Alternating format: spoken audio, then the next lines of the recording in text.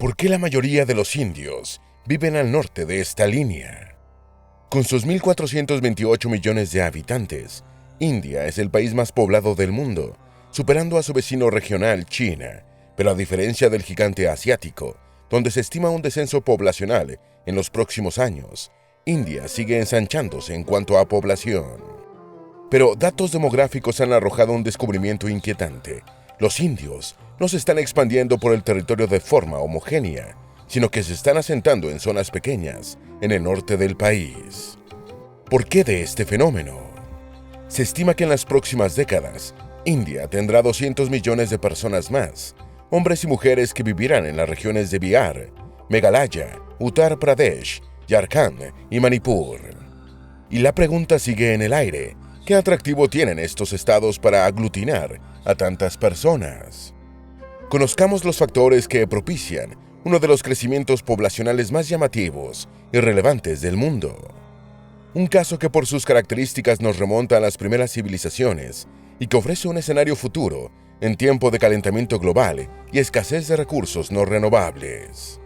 Antes de meternos a fondo, no te olvides de suscribirte a nuestro canal y activar las notificaciones para mantenerte al día con nuestras actualizaciones.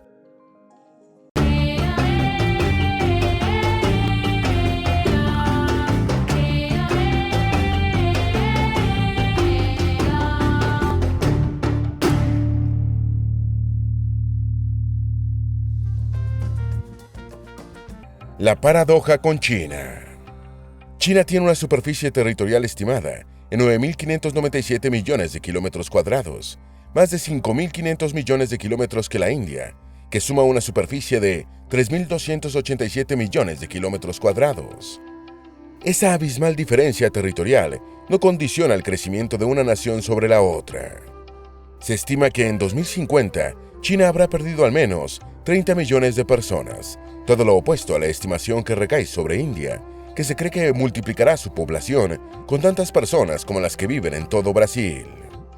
Toda esa gente se asentará por debajo de esa cordillera infinita que se extiende a través de Bután, Nepal, China, India, Pakistán, el Himalaya. En la década del 50, la población china se calculaba en más de 550 millones de habitantes, mientras que la de India se estimaba en 359 millones de personas. Esos números han ido acercándose con los años. En términos porcentuales, la población en India creció en un 390%, por un 255% de China. A ambos países los diferencian cuestiones filosóficas, culturales, pero en este caso influyen también las geográficas, entre otros aspectos a tener en cuenta.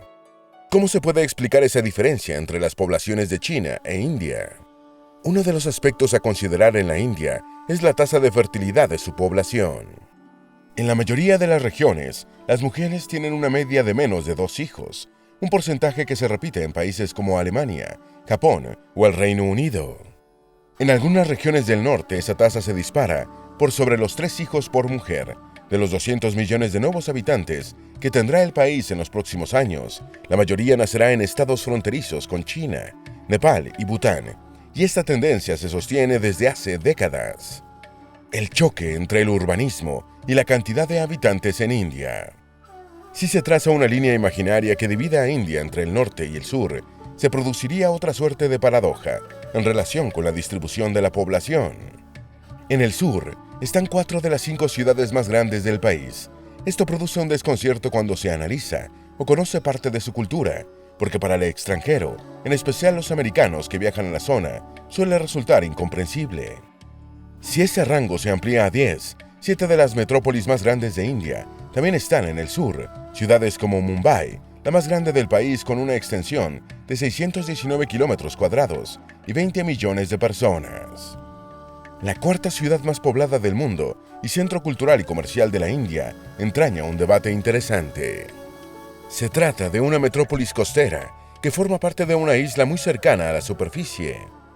Aunque su extensión es menor que la de Singapur, estimada en 728.6 kilómetros cuadrados, su población es superior a la de un país entero como Kazajistán, donde en 2021 habitaban 19 millones de personas.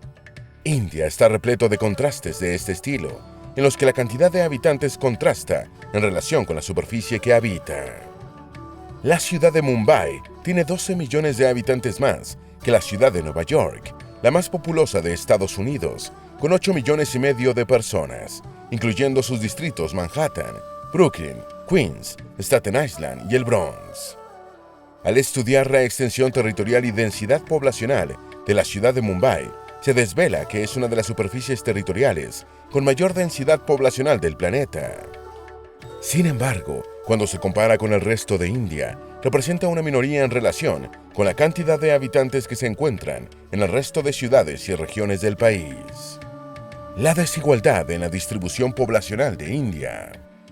La más alta densidad poblacional de India se halla en el norte. A medida que se baja hacia el sur, este porcentaje disminuye. ¿Cómo se puede explicar esto? Debido a la geografía, hacia el sur se tiene una menor elevación que hacia el norte, lo que influye en el tipo de clima y con la temperatura, la producción agrícola y de otras fuentes de producción. En la cordillera del Himalaya se encuentran las montañas más altas y bellas del mundo. Varios de sus montes son reconocidos por su atractivo y atracción turística, como el famoso monte Everest, que desde hace un siglo se convirtió en una meta para alpinistas de alto nivel. Estas montañas se formaron por el choque de la placa índica contra la placa euroasiática. Esta erosión de las placas se sigue produciendo en la actualidad, lo que implica un aumento de altura de 67 milímetros por año. Toda cadena de montes superiores a los 7.200 metros de altura sobre el nivel del mar funciona como un muro natural que bloquea el paso de los vientos polares fríos y secos hacia India, provenientes de Siberia y el centro de Asia. Eso explica que del lado de China se haya instalado un desierto de nieve en la zona, un fenómeno climático que produce un efecto opuesto en el otro lado de ese muro, donde está la vecina India. Mientras que el lado de China se enfría, en el lado de India la temperatura aumenta imperceptible, pero imparablemente. Sin embargo, en el norte, el lado más próximo a esa barrera natural, el incremento no es tan elevado como en el resto del país. La población de esta región al norte de India se debe, entre otras razones, a un asunto climático. Desde tiempos prehistóricos, las comunidades se han movido a través del mundo en busca de lugares en los que las condiciones climáticas sean favorables. En esto no solo influye cuánto frío o calor puede sentir alguien, también las oportunidades agrícolas y laborales que se pueden encontrar o desarrollar. Dentro de los fenómenos climáticos que se generan en la región del norte de India se encuentran las siguientes. El bloque de las corrientes polares frías, que proviene de Siberia, propicia que el Tíbet sea ese desierto de nieve, con un clima que por lo general es seco. El calor y la humedad en el norte de India derivan en distintas cuestiones. En este contexto, los niveles de precipitación durante el verano se alteran. ¿Qué ocurre? El aire húmedo que se evapora en el Océano Índico es empujado hacia la región. Al llegar a las montañas, ese aire asciende y se enfría, pero no puede ir mucho más alto como para alcanzar las montañas más altas del Tíbet. Por tanto, no podrá transformarse en líquido, dejando la región desértica. ¿Qué pasa con estos vientos? Ese aire más fresco y húmedo baja, atraviesa parte de las montañas y cruza por las llanuras hacia el norte de India y Bangladesh. Esto ocasiona que durante los meses de junio y septiembre se produzca una enorme cantidad de precipitaciones. Este proceso, que ocurre anualmente, fue nombrado como monzón del sudoeste. Mientras estados como California, en Estados Unidos, tienen dificultades históricas para conseguir y distribuir el agua, el norte de India está próximo a distintos ríos que nutren la zona. Es decir, toda esa agua que cae no resulta directamente vital para ellos. Estas montañas cercanas agrupan la tercera concentración de agua de manantial, hielo y nieve más grande del planeta. En ese pequeño ranking solo están por encima de esta zona la Antártica y el Círculo Ártico. Mucho del caudal de agua de esta área se distribuye hacia los extremos de la región y también hacia el centro del país. En esa zona de los Himalayas se encuentran 15.000 glaciares, que cuando se derriten nutren de agua a la región.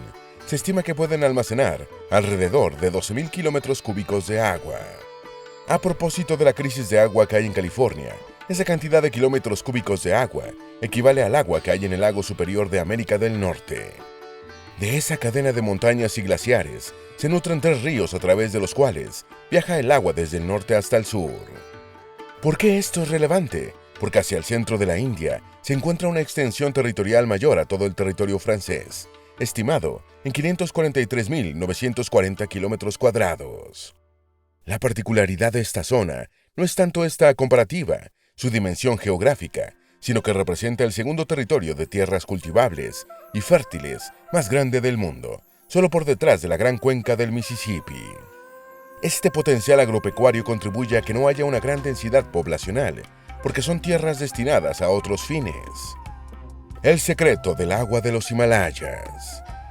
La cordillera de los Himalayas no solo es reconocida por su capacidad de nutrir de agua a enormes extensiones de tierra mediante el derretimiento de los glaciares.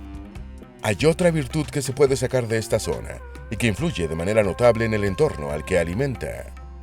El afluente del Himalaya es rico en minerales y nutrientes. Cuando es usado con fines agrícolas, estas características hacen que funcione como fertilizante natural, haciendo de estas tierras una de las más fértiles del mundo. El agua en contacto con el hielo, las rocas y otras superficies traslada los distintos minerales con los que interactúa hasta la tierra. El resultado no es solo una enorme cantidad de alimentos, también está relacionado con la calidad de lo que proviene de la tierra. La densidad poblacional en esta zona suele ser baja, pero en las áreas próximas a ellas sí se consigue un mayor número de habitantes. El caso más relevante es la de Uttar Pradesh, una zona al norte de la India, con una población estimada de 240 millones de habitantes, más gente que la que vive en Pakistán o Brasil.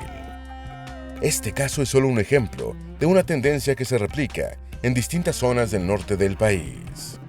La tendencia es que no hay ninguna área del sur con una densidad poblacional y un crecimiento sostenido como el que se produce en el norte, tanto por las características del área, valiosa desde una perspectiva agrónoma, como por los recursos naturales y el clima que se consigue.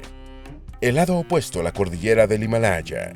Aunque en términos generales, India se presenta como un territorio lleno de virtudes, no todos son buenas noticias. En oposición a los beneficios que genera la cordillera del Himalaya, hacia el suroeste se encuentra la meseta del Deccan, un área que destaca por ser rocosa, montañosa y árida. La elevación promedio de esta zona es de 600 metros y por sus características generales, el efecto opuesto que genera en el lado norte de la India, la cordillera del Himalaya. Cerca de esta zona, hacia el oeste, también se encuentra una extensa cadena de montañas. Sin embargo, en relación con la cordillera del Himalaya, sus picos no son tan elevados. La mayoría se encuentran cerca de los 2.000 metros de altura. Lo curioso en este caso, sobre todo si se dimensiona la variedad de la geografía de la India, es que todos estos picos son más grandes que cualquiera de los dos que se encuentran en Australia. Como en Australia, es en estas sierras donde se producen las principales precipitaciones de esta región suroeste de la India. Eso explica la condición árida de la meseta del Deccan, porque los vientos fríos que vienen desde el océano son contenidos por esta barrera natural.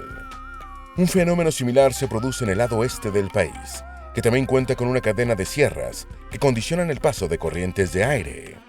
Aunque en este caso es menos relevante que en el descrito con anterioridad, igual influye de forma negativa en el potencial agricultor del sector. A esto se suma otro detalle, no menor. Los ríos que se encuentran en el sur no tienen las mismas fuentes naturales que los que se encuentran en el norte. La principal diferencia entre zonas es que mientras el norte se nutre del agua que llega a través de los glaciares, el sur depende de las lluvias ocasionales para alimentar a los ríos del Godavari, Krishna, Kaveri y Cave, que atraviesan la zona de oeste a este. Este caso en el que el 50% de una población vive en un espacio reducido en relación con toda su extensión territorial, nos remite a principios básicos de la condición humana. Aunque se cuente con avances tecnológicos notables, el clima y el acceso a recursos no renovables siguen siendo una constante al momento de relacionarnos con los espacios. India tiene en el norte una serie de beneficios que le permiten a su población establecerse y tener una mejor calidad de vida, y no solo porque evitan altas o bajas temperaturas, dependiendo del año, también porque el suministro de agua es distinto al que se encuentra en otras regiones, que a su vez, como en el centro del país, son destinadas a otros fines que también influyen en el desarrollo de la nación, como la agricultura. Este ejemplo nos invita a pensar en un futuro no muy lejano, en el que las comunidades se irán acercando más a este tipo de conductas, con el objetivo de garantizar no solo una mejor calidad de vida, también la supervivencia de la especie. Esperamos que este video te haya sido útil. Si tienes algo que agregar, por favor compártelo con nosotros en la sección de comentarios. Dale me gusta a este video y envíale el enlace a familiares y mejores amigos para que aprendan más de la geografía del planeta. Si eres nuevo en nuestro canal, no olvides suscribirte y seguirnos en todas nuestras redes sociales que están debajo de la descripción. Recuerda, la mejor forma de aprender de la Tierra es explorándolo con GeoEasy's.